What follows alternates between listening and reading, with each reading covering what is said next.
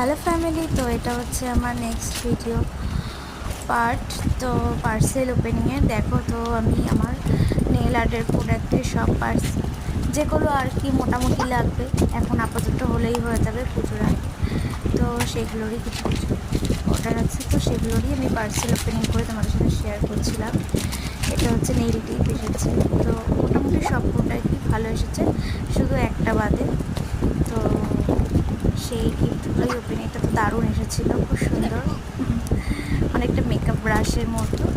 তো তো এটা আর কি দেখাবো। সব পার্সেলই খুব ভালো এসেছে মিশো থেকে।